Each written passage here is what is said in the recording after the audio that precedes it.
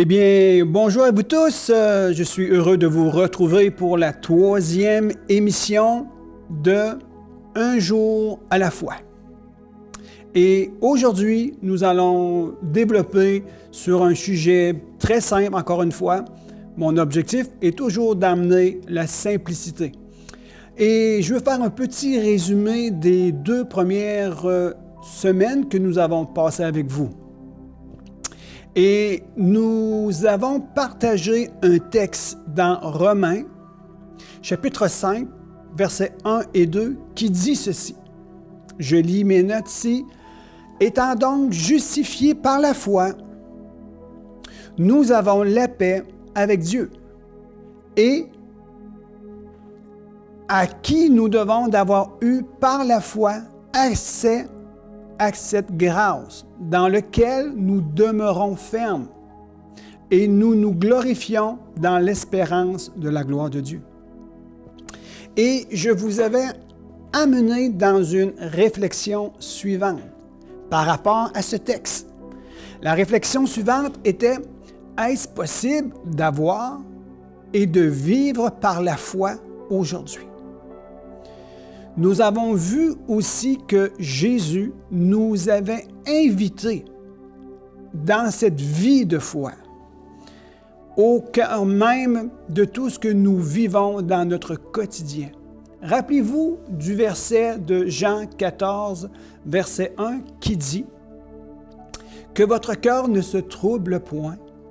Vous croyez en Dieu, croyez aussi en moi. » Alors, c'était une invitation à la foi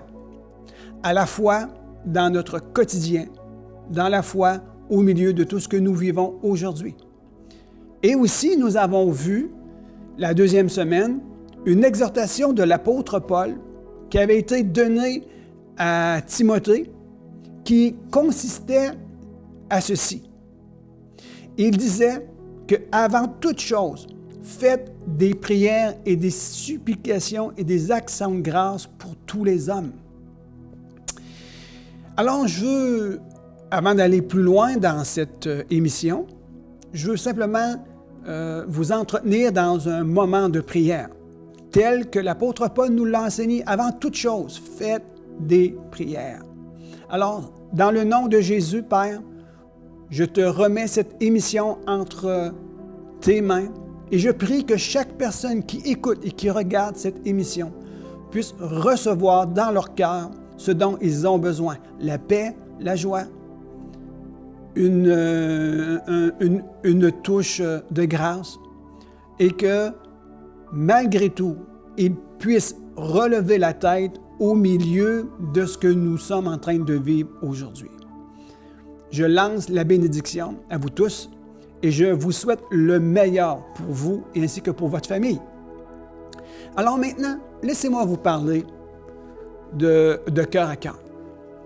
Nous sommes dans une période d'incertitude, de troubles et de confusion au cœur même de notre pays, au cœur même de notre province.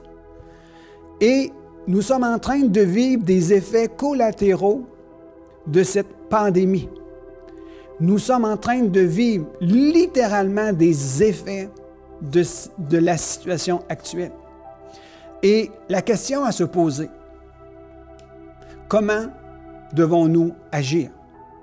Comment vous et moi devrions agir dans ces moments actuels?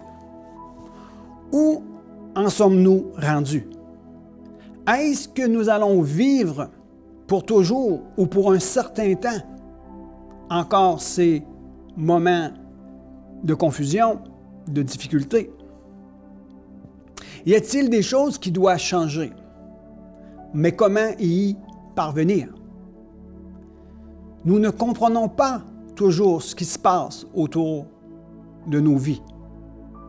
Il y a tant de confusion que même nous-mêmes, nous sommes pris au milieu de cette confusion et il y a tellement de tensions qui gravitent autour de nos quotidiens.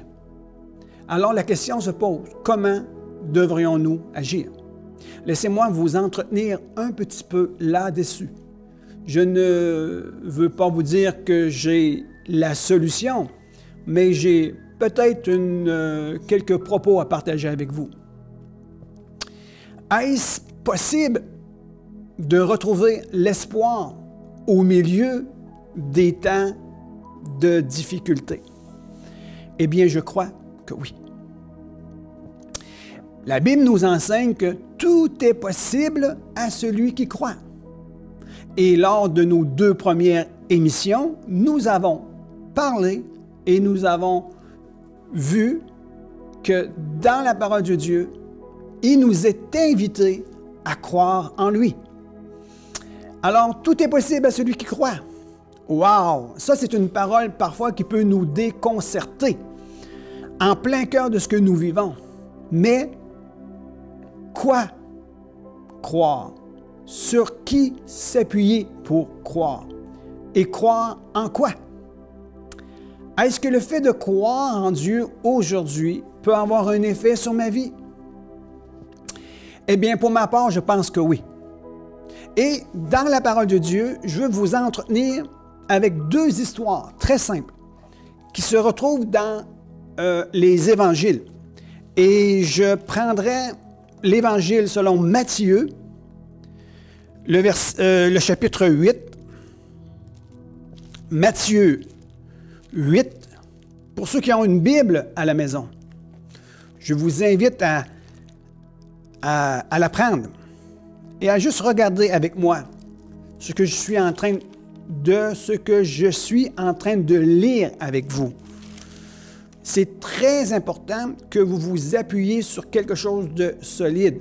La parole de Dieu est éprouvée, elle est sûre et elle est certaine et elle est digne de confiance, telle que l'apôtre Paul nous l'enseigne encore une fois. Dans Matthieu 8, versets 23 à 27. Ici, je suis en train juste de partager avec vous, est-ce possible de retrouver l'espoir au milieu de temps de crise? Et que la parole de Dieu nous invite à croire. Mais à croire sur quoi? À croire en qui? Et c'est ce que je vais partager avec vous. Donc, je vous répète la référence. Matthieu 8, versets 23-27. C'est un texte vraiment extraordinaire.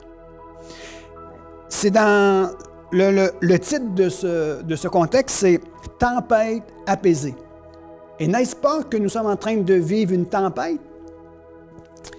Probablement que certaines personnes ne sont pas touchées par les circonstances dans lesquelles on vit à l'heure actuelle. Mais je pense et j'imagine qu'une grande portion de la population subissent ces effets collatéraux. Maintenant, au verset 23, ça dit « Il monta dans la barque et ses disciples le suivirent. » Nous parlons ici de Jésus qui monte dans la barque. Alors, il s'éleva sur la mer une forte tempête, que la barque était couverte de vagues. Et lui, il dormait. Et lui, il dormait. Qui il dormait au milieu de la barque? Jésus. Les disciples s'approchèrent de lui et le réveillèrent en disant, « Seigneur, sauve-nous, nous périssons. » Je crois que dans la communauté à l'heure actuelle, il y a des voix qui se lèvent qui disent « On a besoin d'aide, on a besoin d'aide. » Et souvent, parfois, l'aide ne vient pas comme on voudrait qu'elle vienne. Mais je peux vous assurer qu'il y a quelqu'un qui est près de toi, qui veille et qui attend à ce que tu te tournes vers lui et que tu le secoues un peu et que tu lui demandes son aide. Et c'est la personne de Jésus-Christ ici. Alors Jésus leur répond plutôt, « Pourquoi avez-vous peur, gens de peu de foi? » On parle de la foi depuis les 2 premières émissions. Est-ce possible d'avoir la foi aujourd'hui? Eh bien, je pense que oui. Et Jésus poursuit en disant ceci. « Pourquoi avez-vous peur, gens de peu de foi? » Alors il se leva, menaça les vents et la mer, et un grand calme se fit. Plein d'admiration, ces hommes se disaient, « Quel est celui-ci?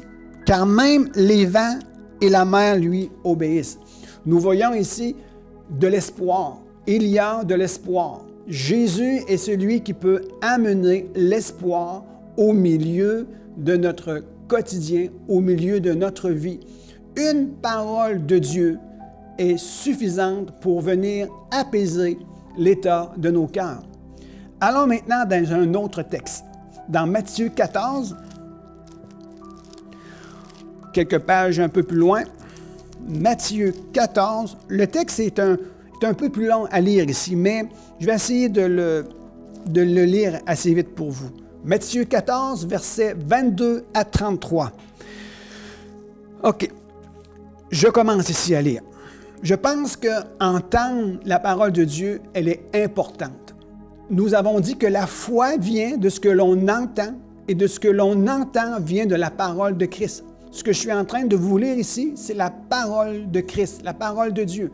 Et lorsque vous l'entendez, que vous la recevez dans votre cœur, elle crée de la foi, cette substance qui est capable de vous tenir debout devant l'adversité et qui vous permet d'aller de l'autre côté, même si la tempête vous empêchera d'aller plus loin.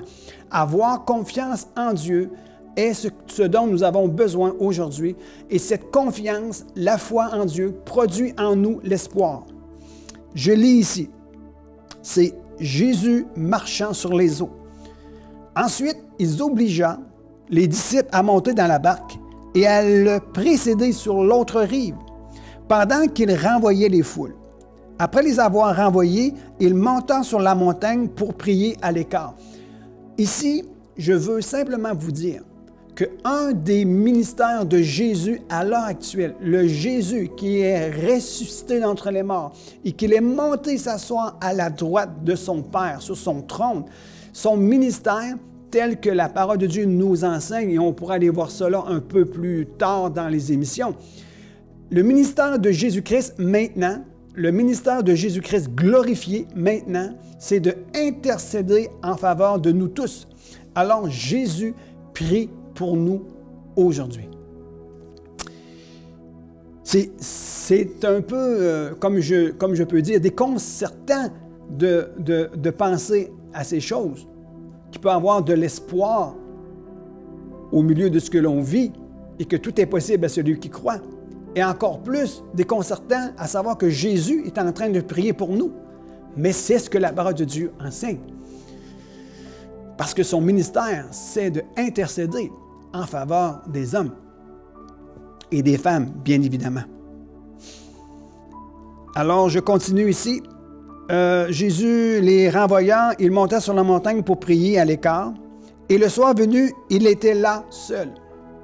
La barque était déjà à une distance de plusieurs stades de la terre, malmenée par les vagues, car le vent était contraire. Et la 4e veille de la nuit, Jésus alla vers eux en marchant sur la mer. Wow! Quand les disciples le virent marcher sur la mer, ils furent troublés et dirent, « C'est un fantôme !» Et dans leur crainte, ils poussèrent des cris. C'est ce qui nous arrive parfois dans notre vie. Mais bon, je veux continuer parce que la lecture est assez longue ici.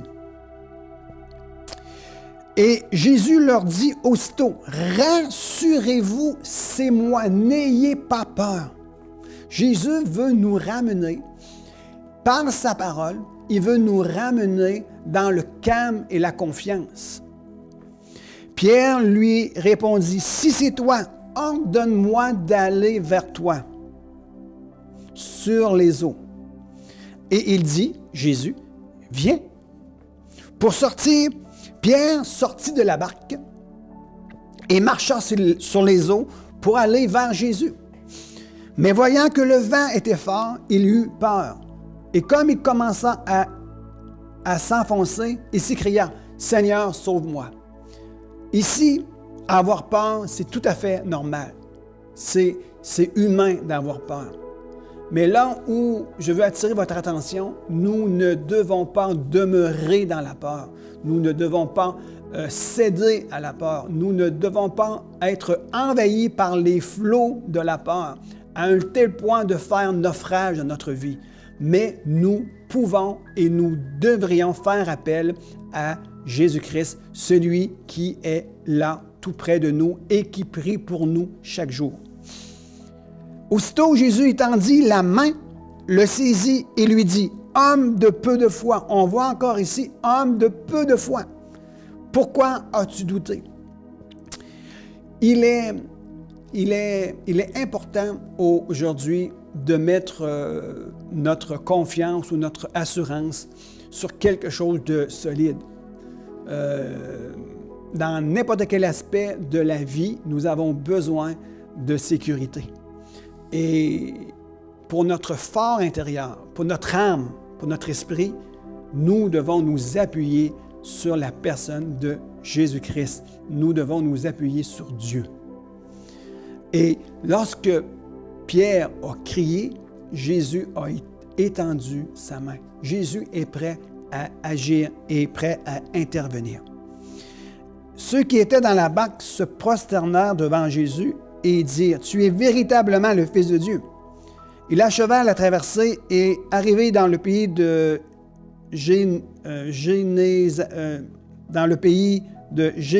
Génézareth, pardonnez-moi d'avoir de la difficulté à prononcer ce mot, les gens de l'endroit reconnurent Jésus et envoyèrent des messagers dans tous les environs et lui amena tous les malades. J'arrête ici la lecture. Est-ce possible aujourd'hui de vivre en sécurité et avoir la paix dans tout ce que nous sommes en train de vivre, là où tu te trouves chez toi dans la maison? Je peux te dire que oui. Et comment cela est possible? Nous devons croire en Dieu. Et oui, la parole de Dieu a un effet directement sur nos âmes, sur notre esprit et aussi directement sur notre corps. Lorsque nous vivons et que nous passons à travers une période de difficulté, même dans lequel nous sommes en train de vivre à l'heure actuelle, dans un monde d'incertitude, nous devons faire confiance en Dieu. Nous devons prendre refuge en lui. Il y a un psaume, j'en ai juste sorti un verset aujourd'hui, mais les psaumes sont des encouragements pour nous tous. Le psaume 18, verset 2 nous dit ceci. « L'Éternel, mon rocher, ma forteresse, mon libérateur, mon Dieu, mon rocher, où je trouve un abri, mon bouclier, la force qui me sauve, ma haute retraite. » Nous voyons ici une parole vraiment puissante. Alors, je veux terminer ceci et je vous laisserai pour la continuité de cette émission sur un chant de notre ami Émilien Coton sur son album « Inonde-moi ». Il y a un chant que je trouve super intéressant qui est justement, porte le titre de « Inonde-moi ».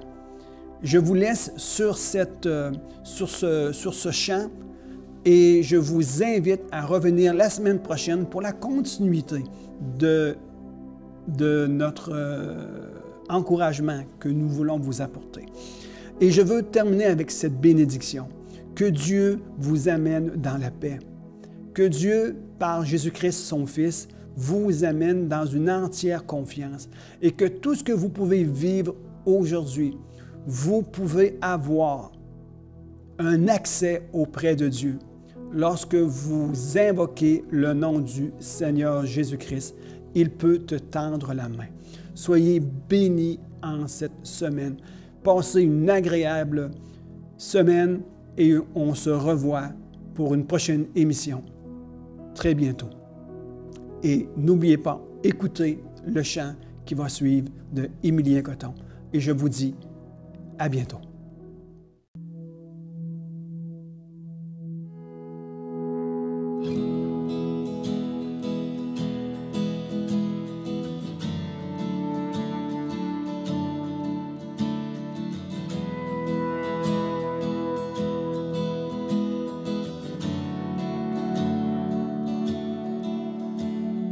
Tes bras ont recouvert ce lieu de ta présence.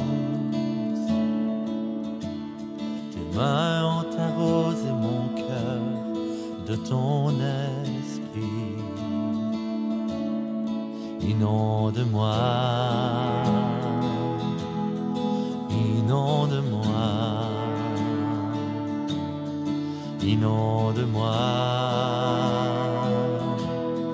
inonde-moi.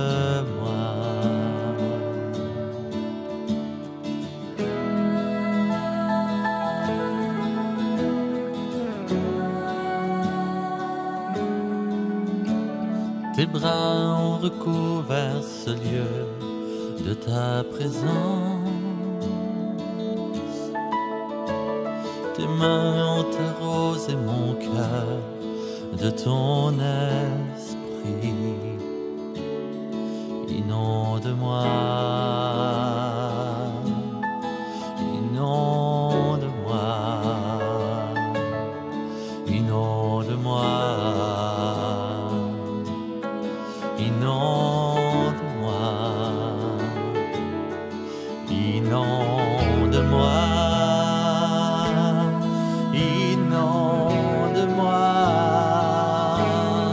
inonde-moi,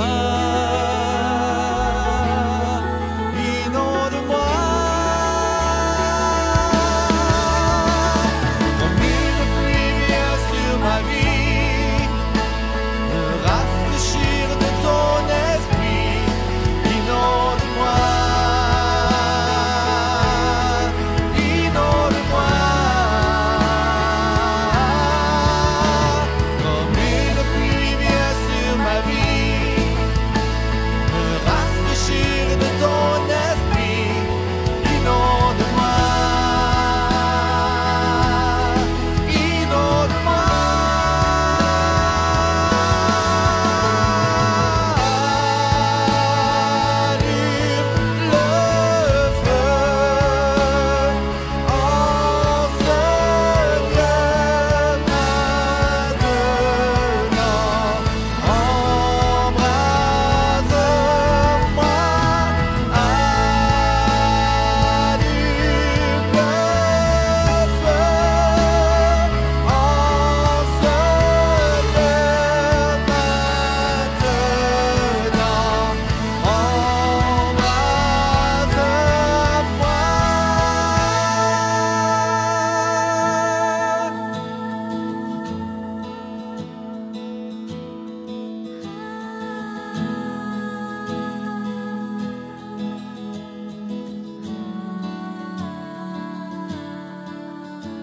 Comme une pluie vient sur ma vie, me rafraîchir de ton esprit.